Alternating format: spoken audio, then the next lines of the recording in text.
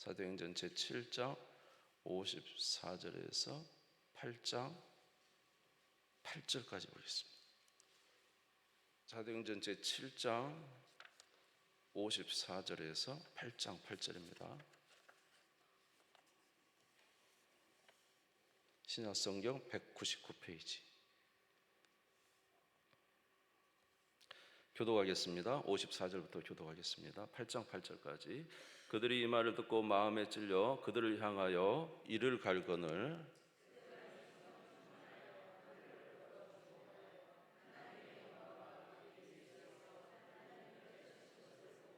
말하되 보라, 하늘이 열리고 인자가 하나님 우편에 서신 것을 보노라 한데,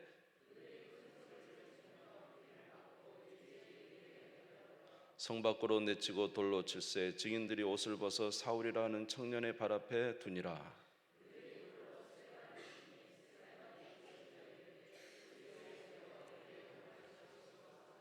무릎을 꿇고 크게 불러 이르되 주여 이 죄를 그들에게 돌리지 마옵소서. 이 말을 하고 자니라.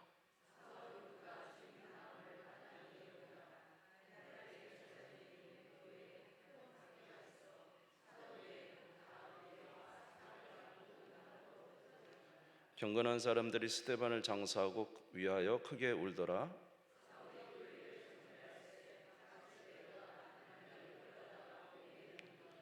흩어진 사람들이 두루 다니며 복음의 말씀을 전할세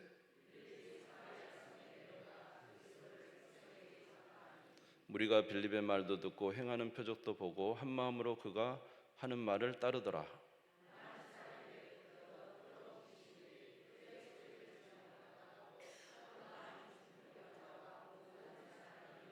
같이 읽겠습니다. 그 성에 큰 기쁨이 있더라. 아멘. 아멘. 네, 새벽에도 말씀 보았습니다만 다시 한번 보도록 하겠습니다. 우리에게 있어서 예수님이 어떤 분이냐라는 것이 굉장히 중요합니다.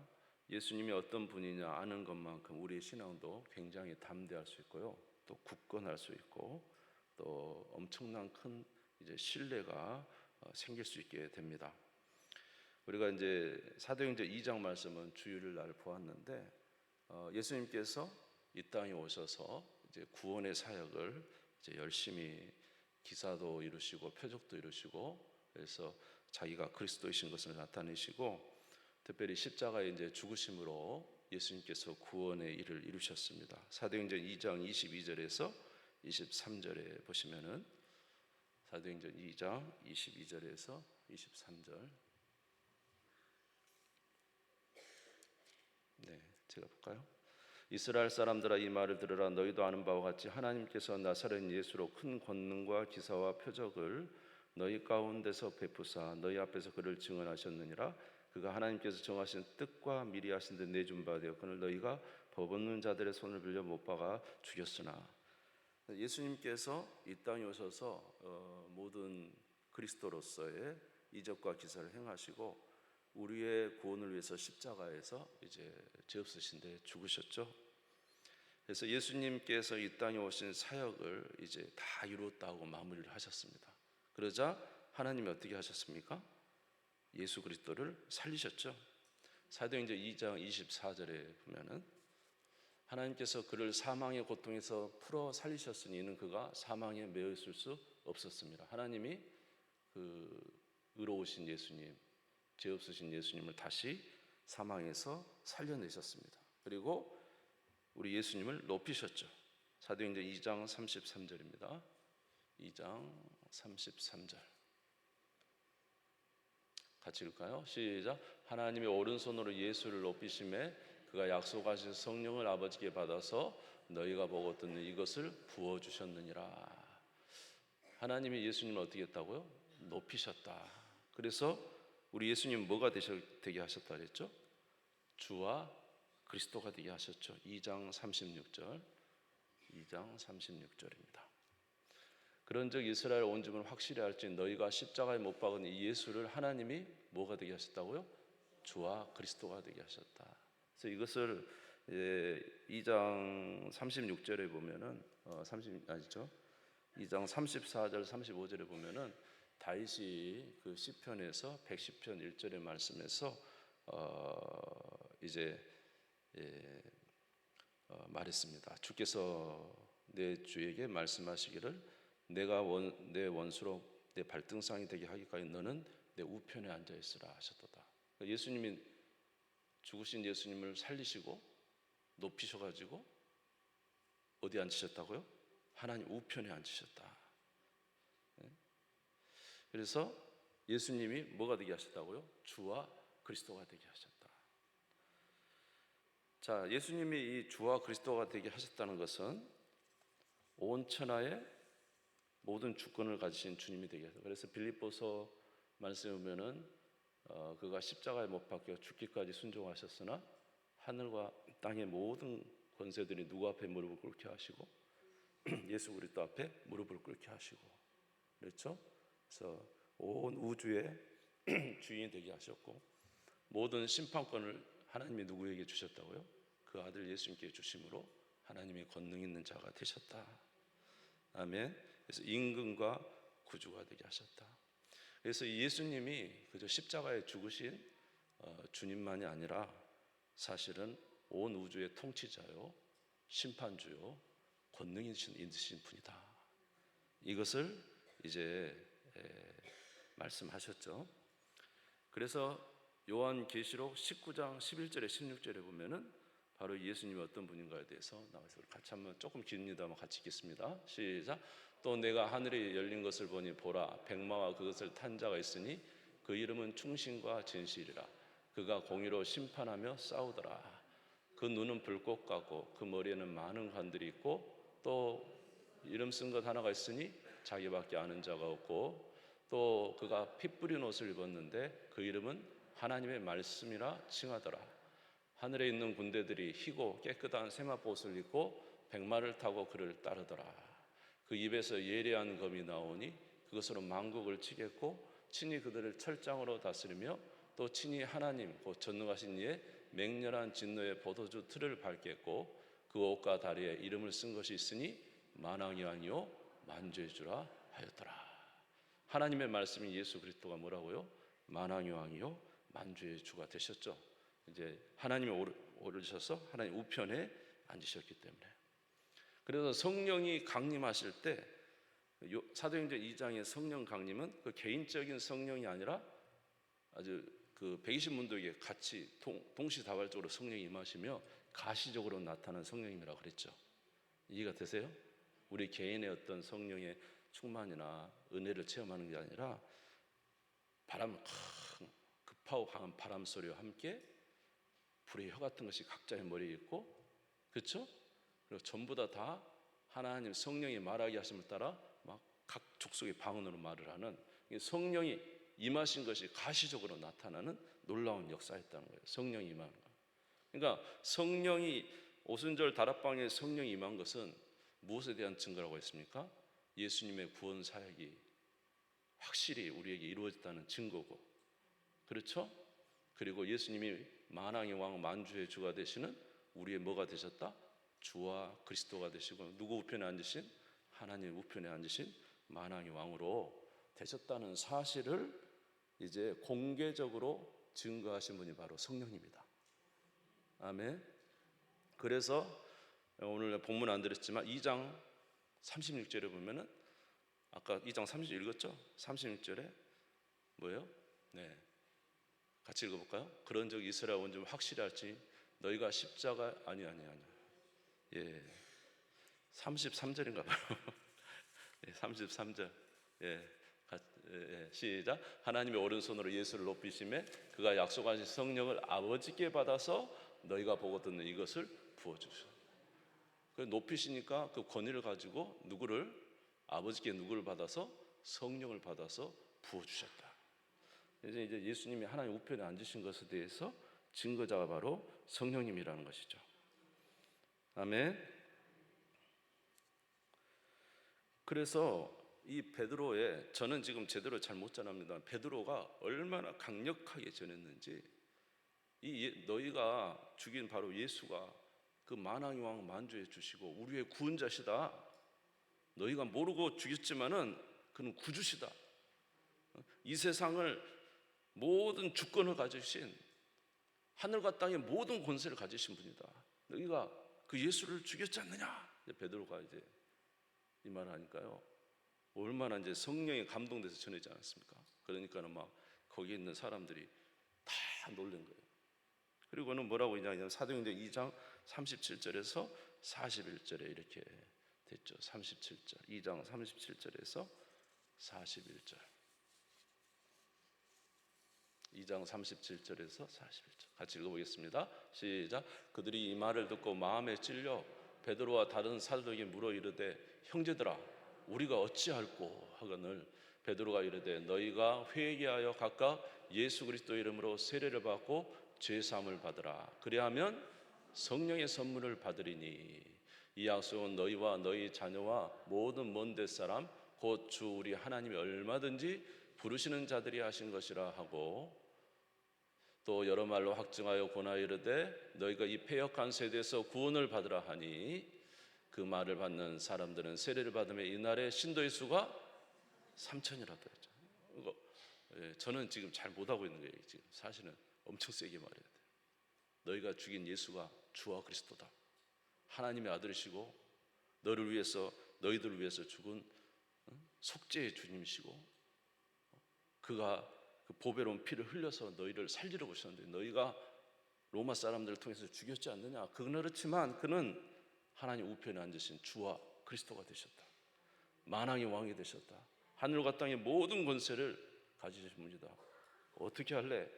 너희 주가 임하시는 날 너희들 어떻게 하려냐? 이렇게 한 거죠.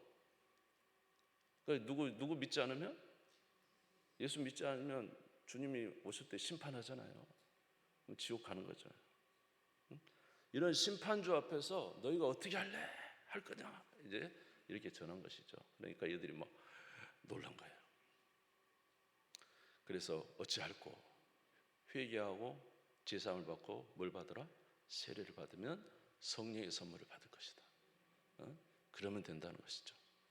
자, 그래서 이렇게 성령이 오순절날 강림하신 것은 바로 예수 그리스도의 우리의 구원의 완성과 그가 우리의 심판주가 되시기 때문에 장차 오시는 날 우리를 심판하실 주님이시고 모든 세상 만물이 그 앞에 무릎을 꿇을 주님이시다는 것이죠. 그거의 증거자로 바로 성령이 오셨다는 것입니다.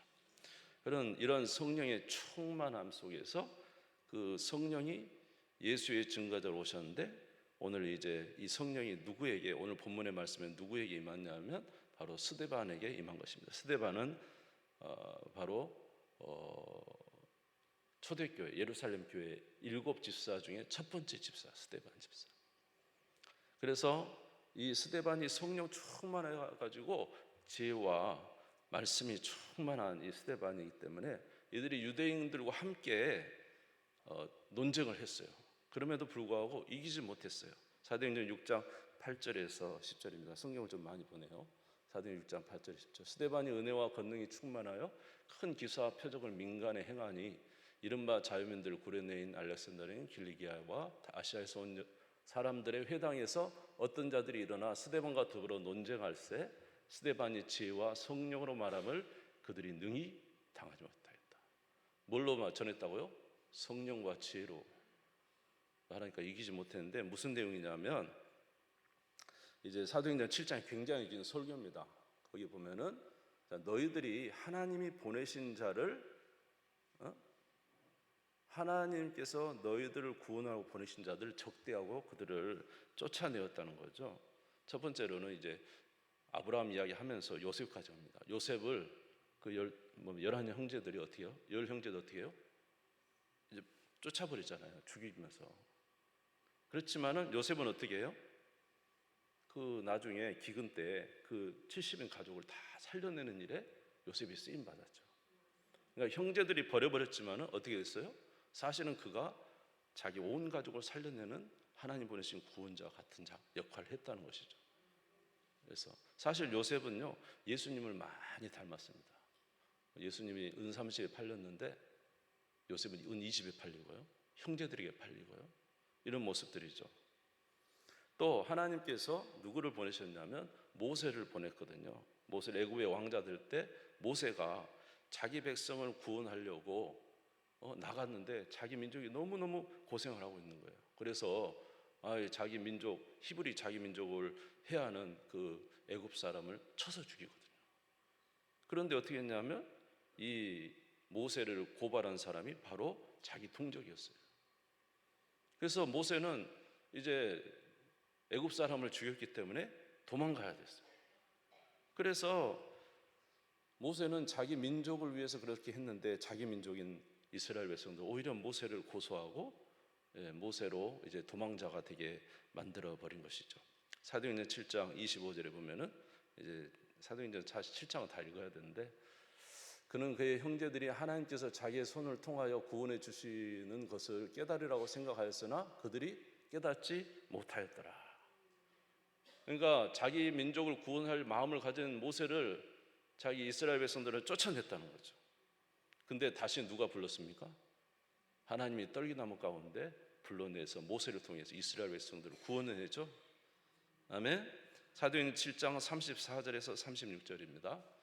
내 백성이 애굽에서 괴로움을 받음을 내가 확실히 보고 그 탄식하는 소리 듣고 그들을 구하려 내려왔노니 이제 내가 너를 애굽으로 보내리라 하시니라.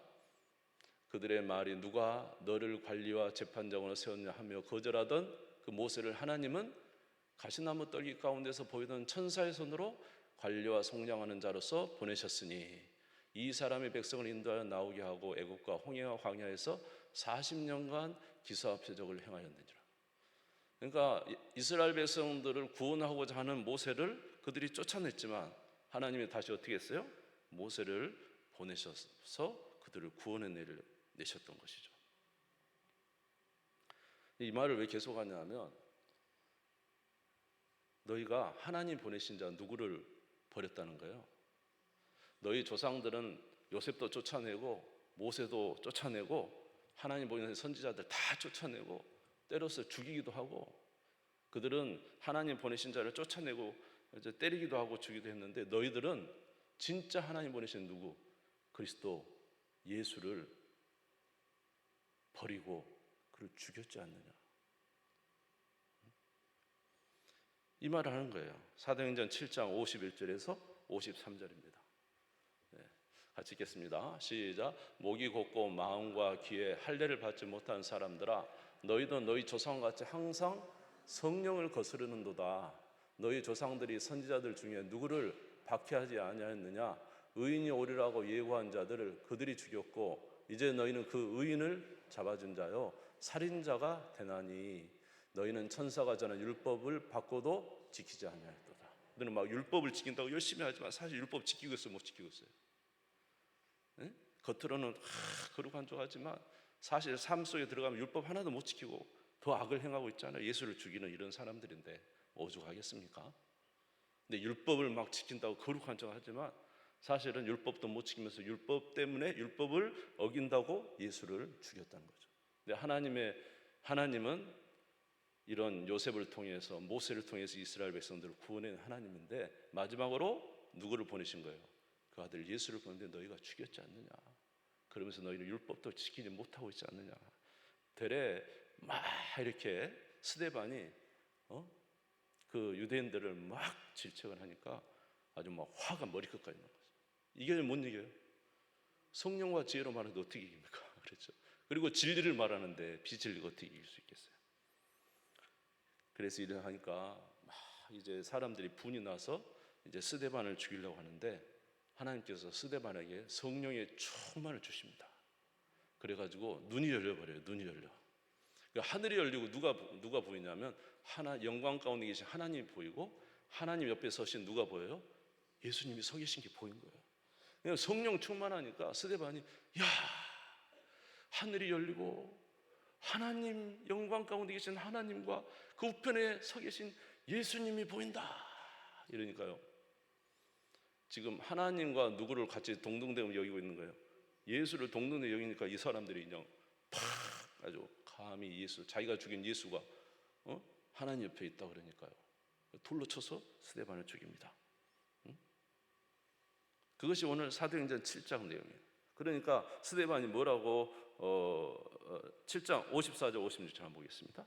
7장 54절 56절 같이 읽읍시다. 시작. 그들이 이 말을 듣고 마음에 찔려 그를 향하여 이를 갈거늘 스데반이 성령 충만하여 하늘을 우러 주목하여 하나님의 영광과 및 예수께서 하나님 우편에 서신 것을 보고 말하되 보라 하늘이 열리고 인자가 하나님 우편에 서신 것을 보노라 한대. 와, 우리가 보통 신앙 고백할 때 하늘에 오르사 하나님 우편에 어떻게 하죠? 앉아 계시잖아요, 원래는. 근데 왜 여기 서 계셨을까? 왜 서 계셨을까요? 스데반의 죽음을 주님이 보고 싶어 계신 거 아닌가, 이렇게. 그런 생각이 듭니다. 이제 성령 충만해서 지금 사실 여러분 여기서 예수가 하나님 우편에 서 계신다 이 말하면 죽잖아요. 지금 사람들 안 그래도 화냈잖아요. 근데 이 상황에서 예수가 하나님 우편에 서 계신다 이 말하면 죽는 거잖아요. 사실 이제 돌 맞아 죽을 그런 말인데도 성령 충만하니까 말해버린 거예요. 이해가 되시죠? 그냥 뭐 지금은 스데반에는 이 성령 충만해서 하나님과 그 예수 그리스도가 그 옆에 우편에 서 계신다 이 말을 그냥 하는 거예요. 충만하니까. 그러니까 이 사람들이 화가 나서 예수를 돌로 쳐서 스데반을 돌로 쳐서 죽입니다. 그때 스데반이 하는 기도가 있죠. 사도행전 7장 59절에서 60절입니다. 같이 읽읍시다. 시작. 그들이 돌로 스데반을 치니 스데반이 부르짖어 이르되 주 예수여 내 영혼을 받으시옵소서 하고 무릎을 꿇고 크게 불러 이르되 주여 이 죄를 그들에게 돌리지 마옵소서 이 말을 하고 자니라. 우리도 이런 기도할 수 있으면 좋겠어요. 주여 내 영혼을 주께 의탁하나이다. 이 죄를 저들에게 돌리지 마옵소서. 누가 보이면 그렇게 할 수 있을까요? 하나님의 영광과 그가 그 우편에 서신 것을 보면은 우리는 능히 할 수 있다고 믿습니다. 그래서 우리도 사실 이런 기도할 수 있는 그런 신자가 다 되기를 주님의 이름으로 축복합니다. 그래서 이제 스데반이 이렇게 돌로 쳐서 죽지만은 그러나 이 복음은 점점 퍼져나가게 돼요. 그래서 예루살렘 교회 사도 외에는 모든 그 수천 명, 거의 10,000명이 넘는 사람들이 다 퍼져나와서 유대와 이제 사마리아 지역으로 다 가서 복음을 전합니다. 이 복음 뭐냐면 예수 그리스도께서 우리를 구원하신 구원주요, 그가 이 모든 만물을 주관하시고 이 땅의 모든 주권자시다. 그는 심판주시다. 그에게 모든 권한이 있다. 그래서 이 사람들이 죽음도 두려워하지 않는 것은, 여러분 죽음이 두려워하지 않는 것은, 여러분 우리가 누구 앞에 서느냐 중요하잖아요. 그렇죠? 로마 황제가 큽니까? 우주 만물을 만드신 하나님이 큽니까? 응? 우주 만물을 만드신 하나님이 훨씬 더 크시잖아요. 그러니까 이런 예수님이 천지의 만왕의 왕이요 만주가 되시는 이 예수 그리스도의 복음을 전하지 않을 수가 없고, 그들이 그렇게 복음을 이제 스데반이 죽었지만 이제 전하게 되니까 사마리아에 빌립이 가서 복음을 전하는데 그곳에서도 복음이 퍼지게 됩니다. 사도행전 8장 4절에서 8절입니다. 오늘 본문에 이제 읽었는데, 그 흩어진 사람들이 두루 다니며 복음의 말씀을 전할세 빌립이 사마리아 성에 내려가 그리스도를 백성에게 전파하니 무리가 빌립의 말도 듣고 행하는 표적도 보고 한 마음으로 그가 하는 말을 따르더라. 많은 사랑에 붙었던 더러운 귀신이 크게 소리를 지르며 나가고 또 많은 중풍병자와 못 걷는 사람이 걸으니 그 성에 큰 기쁨이 있더라. 할렐루야.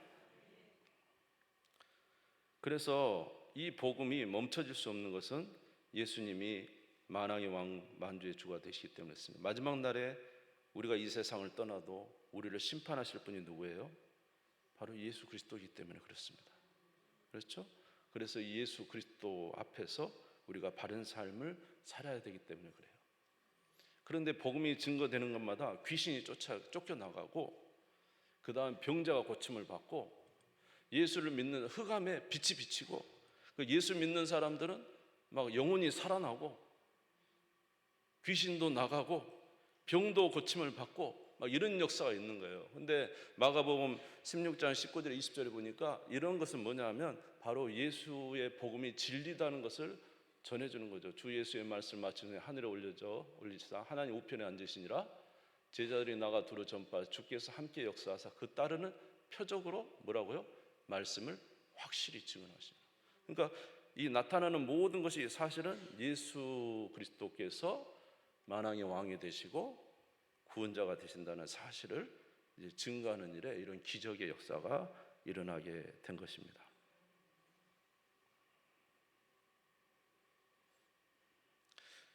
저와 여러분은 예수 그리스도를 어떻게 인식하고 있습니까?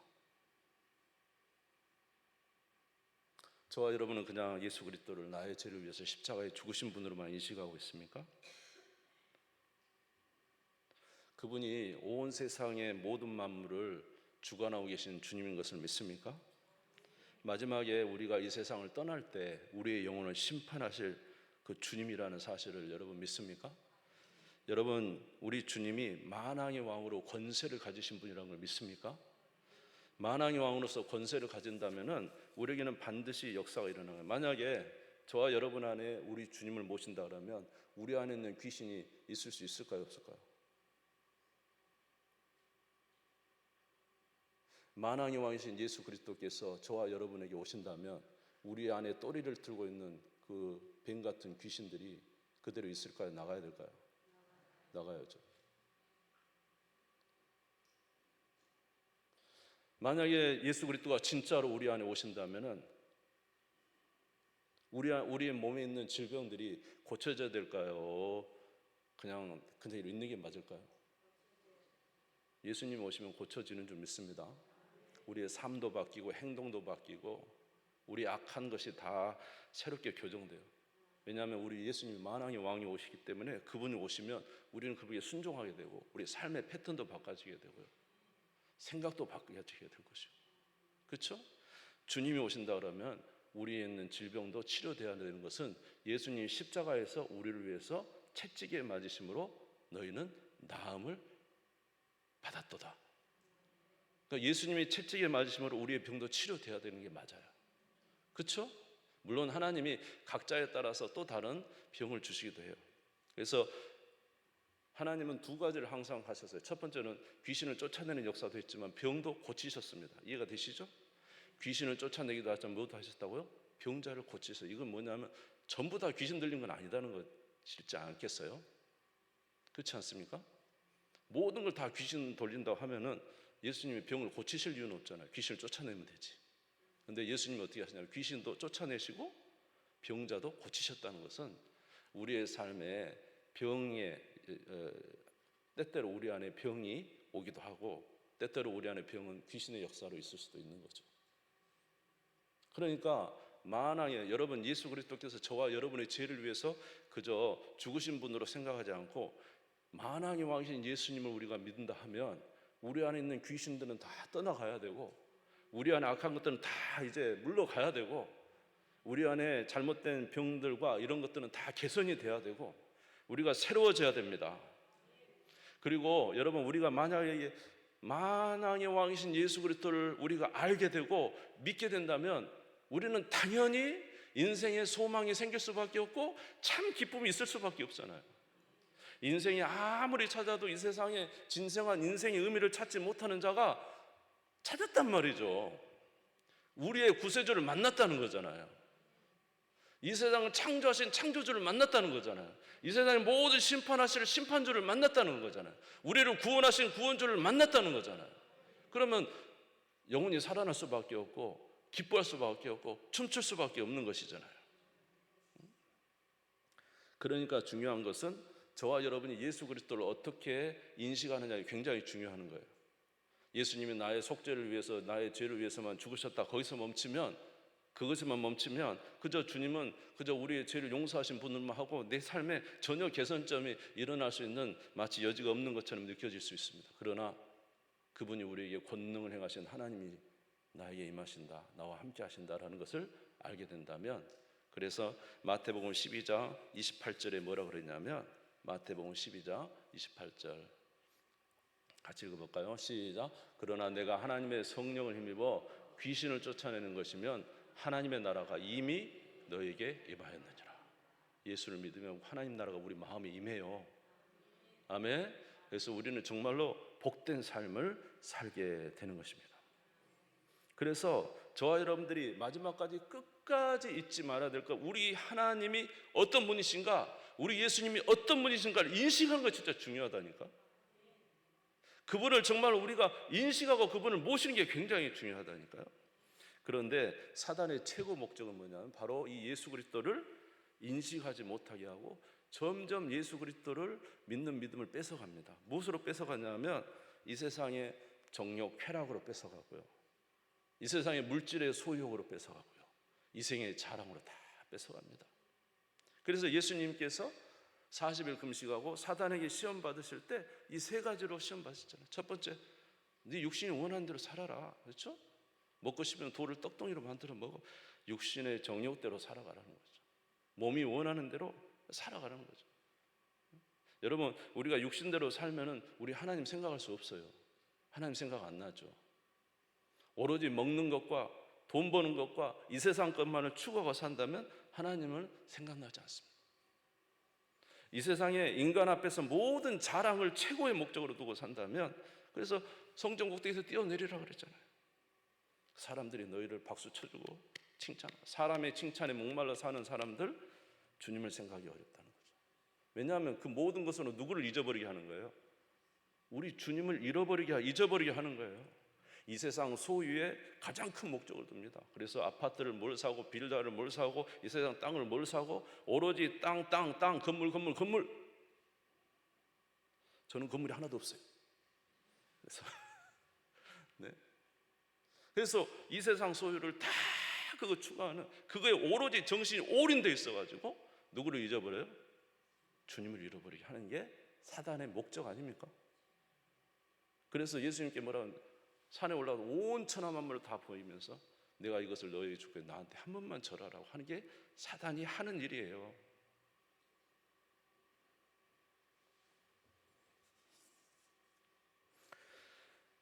누가복음 9장 25절에 뭐라고 했습니까? 누가복음 9장 25절. 누가복음 9장 25절에 같이 읽겠습니다. 시작. 사람이 만일 온 천하를 얻고도 자기를 잃든지 빼앗기냐 하면 무엇이 유익하냐?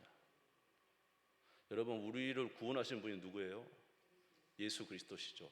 우리의 죄를 사하신 분이 누구예요? 예수 그리스도시죠. 우리를 구원하셔서 하나님의 자녀가 되게 해주신 권세를 주신 분이 누구예요? 예수님이시죠. 우리와 늘 인생을 함께 하시면서 우리의 삶을 인도하신 분이 누구예요? 예수님이시죠. 우리가 힘과 능력을 주신 분이 누구예요? 예수님이시죠. 우리의 인생의 마지막, 다 가는 마지막 길에 아무도 같이 갈 수 없어요. 자녀도, 아내도, 남편도, 부모도 같이 갈 수 없어요. 마지막에 우리의 길을 인도하실 마지막, 나와 함께 가실 나의 길이요 진리요 생명이신 분이 누굽니까? 예수님이시죠. 그런데 그 예수 그리스도를 잃어버리고 사는 것처럼 비참한 게 없는 거예요. 예수 그리스도는 만왕의 왕이요 만주의 주예요. 여러분, 이 세상을 이길 수 있는 힘과 능력은 예수 그리스도 아닙니까? 예수 그리스도가 이 세상을 이길 수 있는 힘과 능력을 주신 분이에요. 고난아 와라. 누가 계시면, 주님이 계시면 능히 갈 수 있어요. 아무리 홍해가 앞에 막혀 있어도 누가 함께 하시면, 예수님이 함께 하시면 홍해를 가르고 지나갈 수가 있어요. 주님이 함께 하시면 되는 건데요. 근데요, 사단의 최고의 목적은 바로 이 세상 것을 잃어버린 거예요. 왜냐하면 예수님이 어떤 분인가 인식이 안 되는 거예요. 그저 죄만 사해 주시고, 예수님 나의 죄 사해 주시고 나는 내 마음대로 살아요? 그게 무슨 신앙입니까? 예수 그리스도께서 나의 죄를 사해 주시고 만왕의 왕이 되시고 만주가 되시고 마지막 날에 심판으로 오실 그 영광의 하나님, 전능하신 하나님 만왕의 왕이 이제 오시는데 그 앞에서 살아야 되잖아요. 거룩하게 살고. 한번 따라서 해요. 거룩하고 사랑하며. 성경은 이 두 가지입니다. 성도의 삶을 딱 요약하면 두 가지. 첫 번째, 거룩한 삶과 사랑하는 삶. 이걸 하라고.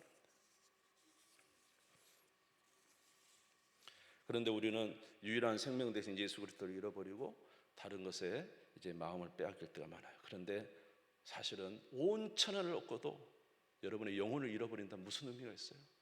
온 천하를 얻었는데 예수 그리스도 잃으면 무슨 의미가 있어요? 아무것도 가져가지 못합니다.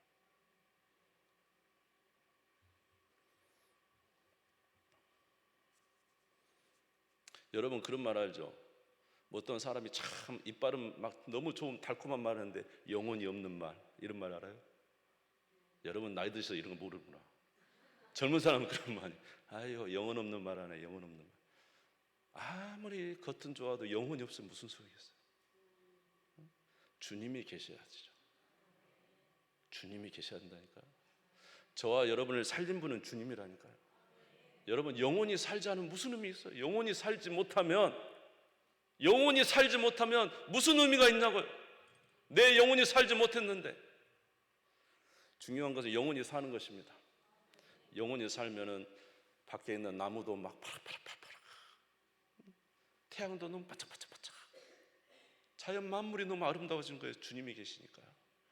똑같은 잿빛 같은 인생도 주님이 계시면 달라지는 거잖아요.